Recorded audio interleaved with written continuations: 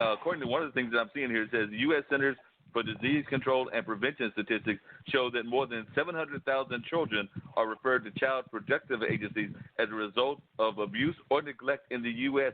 each year. That just seems like a tremendous amount of our children that are being impacted this way. I mean, that's close to almost not that far off from 1 million children that are being impacted this way. As far as the North Carolina case, it says the mother and stepfather of a 7-year-old were arrested after the child was found dead in a North Carolina home, and that was earlier in this month of October. And police were called to the family's home in Fayetteville at 4:42 a.m. Wednesday about an unresponsive person, according to the paper that's down there in Fayetteville, the Fayetteville Observer. And they found 7-year-old Ethan Bates and pronounced him dead at the scene. So it seems to me that that's just a tremendous amount of folks, and it was young parents. It looks like the parents were between 24 and 23, or one was 24 and the other was 23. But it just seems that this is just unconscionable that this is happening in this kind of day and time. And just to let you know, Dean actually does work in the correction system in New Jersey. He's been working there for a number of years, and he can tell you more about what work he does there. But my partner in crime in this endeavor with the podcast has been involved in the corrections work for a number of years there in the New Jersey area. And he probably knows several of my family members who are in the Department of Corrections work, too. I think I may just so happy to do that. So there's a lot going on, and as far as your statistics about children and the calls received about children in child welfare and children in custody, there are a large number of children currently in child protective services. And while I applaud some of the efforts of child welfare services, I also have issues with some of those as well.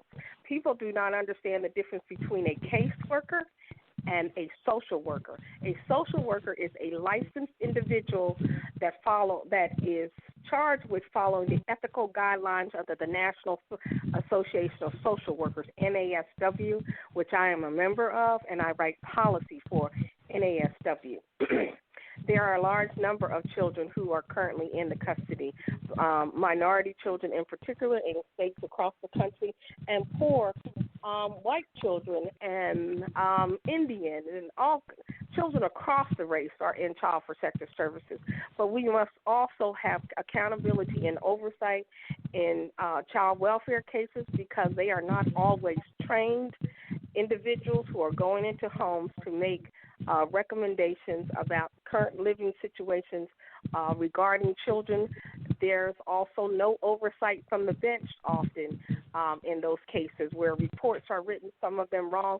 And I can say that because I'm one of the few people in the United States of America that wrote an expert opinion report on a case involving a 7-year-old out of New York who has been missing since 2010 and is alleged to have been the victim of a human trafficking scheme. The case made national news, and it wasn't until 2018 that a $6 million settlement against multiple agencies, including Child Protective Services, was issued from part of it involving my opine court opinion after reading the details of the case. So we do have problems. Parents do have issues. Children are in custody. There is a lot of reform that is necessary and needed from every aspect of the system. Yeah, it sounds like we need a whole lot of changes. Seems like we need a whole lot of changes in the system. I've always been a proponent of making some changes. Now, I want you to define to our audience and everything what you mean by human trafficking, because I'm thinking of a couple of things, and let me just share you with where I'm thinking of this. One, I know that a lot of migrants are picked up to do work in different communities, and sometimes they're not always doing this on a consent basis. They might be picked up and forced into forced labor. I also know that there's a lot of people that are sometimes going to different countries and even, I guess, our own country and getting people that are then put into, like, the adoption system and things of that nature. Because I do know some people that have adopted kids from other countries, and I imagine that in some cases that might even be considered parts of human trafficking as well. So like I said, for those listening, and I have some ideas, I just gave you two of them, of what you mean by human trafficking, but could you explain to us a little bit about what human trafficking is in the 21st century? Because it seems to me that we should be way past this. It would be nice if we were way past this, but unfortunately we are not. Both of the examples that you gave are accurate as far as human trafficking, and I was glad that you introduced me as a human trafficking expert and not sex trafficking, because I always have to correct people that there is so much focus on sex trafficking because it's sexy. That's the only thing that people talk about. You've talked about labor trafficking, which is really a critical point, because you talk about domestic servitude, and all across the country, victims are least identified in labor trafficking schemes in various occupations in which an individual may be forced and coerced into performing employment activities of various kinds and not being paid a proper wage. Most often individuals don't know who to call. They may call the police department, but when you suspect labor trafficking, if you're going to, and I'll just name some things, these are not exhaustive. If you're going to a restaurant, hotel, even hospitals, other kinds of employment where construction sites, those are places where you might often find human trafficking, and particularly construction sites. The agency that should be called would actually be the Department of Labor, because the Department of Labor can do what law enforcement can't always do. Law enforcement usually needs probable cause in order for them to go on to a site. The Department of Labor does not need that type. They can go anywhere and they can ask questions, and they are also often trained or have access to an individual who has human trafficking information. So an individual who is not being paid a proper wage. If say in Raleigh-Durham, if the living wage is and this sounds weird, living wage is $7.25 an hour, and a person is only being paid $7 an hour, that is a reason for the Department of Labor to investigate, because that person would be not receiving the proper pay. One of the largest labor trafficking schemes in the United States of America came out of New Orleans, with an intersection of Alabama, and it was right after Katrina. Approximately 200 men of Indian descent, not Native American Indians, but Pakistan, other Indians, were brought to the country on visas to work for the rebuilding of New Orleans. Those individuals were hired by Signal Corporation, which is an Alabama-based agency. Those individuals did not receive the proper wage. They were kept in trailers on the grounds of the locations where the gates were locked. They didn't have proper sleeping quarters. They weren't provided their full checks and means of pay and food provisions, all of the things that are required by law. And several years ago, several of the men were paid a settlement of around $14 million. There's still some individuals that need to be compensated. It was one of the largest cases, and it involved approximately 25 law firms who worked pro bono, including the firm that hired me to do the case that I worked out of New York. So there are law firms that specialize in this and do these cases pro bono, including entities like the ACLU. Another form of human trafficking, and they also work migrant workers.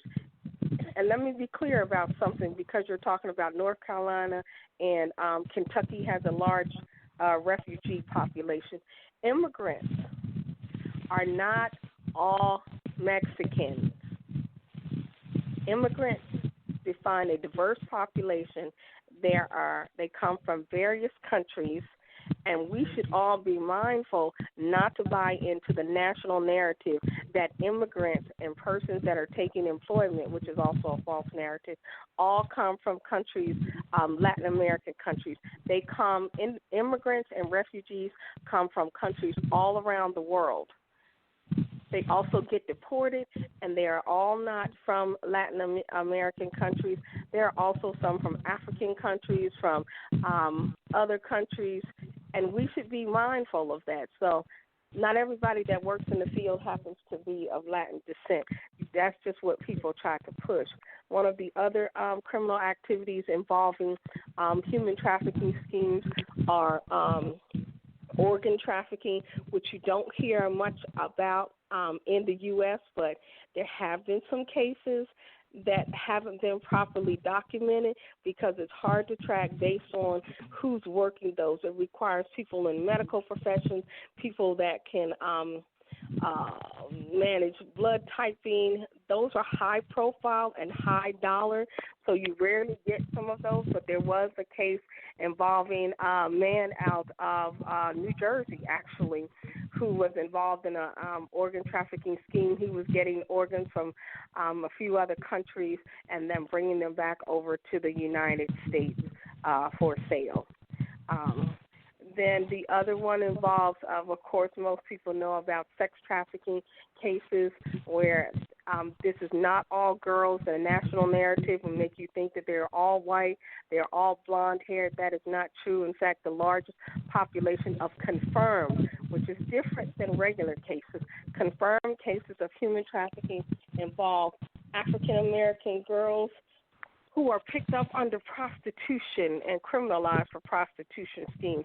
But that's the way that the accurate data is tracked, based on the actual arrest of individuals who are trafficked. I was involved in changing some of the material for the U.S. Department of Health and Human Services to make it more culturally competent, including identifying persons who identify as LGBT and Q. Transgender populations are often criminalized, victimized, and murdered, who are the victims of trafficking schemes and who are identified as sex workers. A lot of people don't want to talk about sex workers because they say that people can't consent, adults can't consent to a lot of things. Children can't. There's some ironies in our law when it comes to consent, because the law says that a person under the age of 18 cannot consent to engage in sexual activity, which makes human trafficking a crime. They can also not consent to work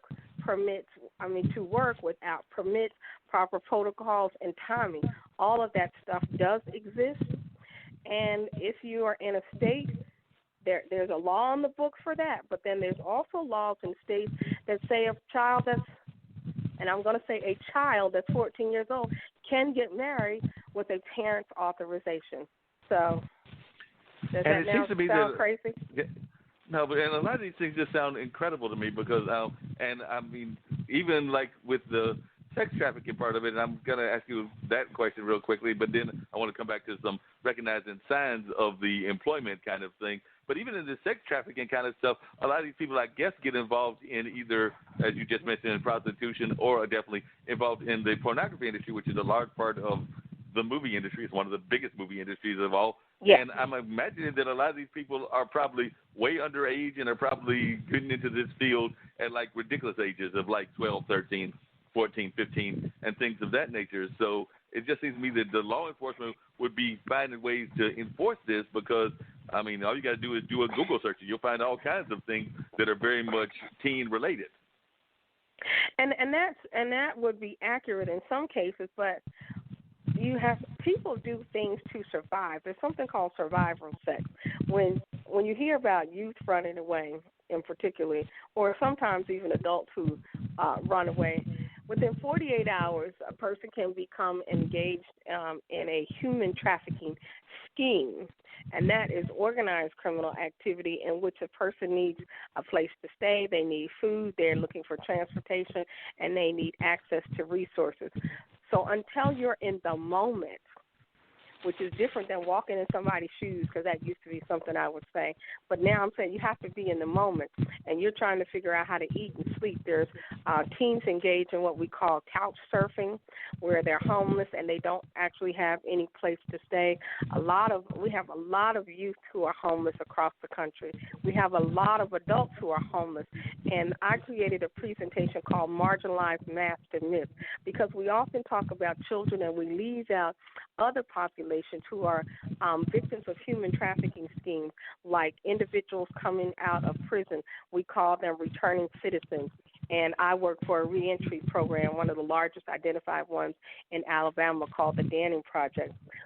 There's less talk about veterans.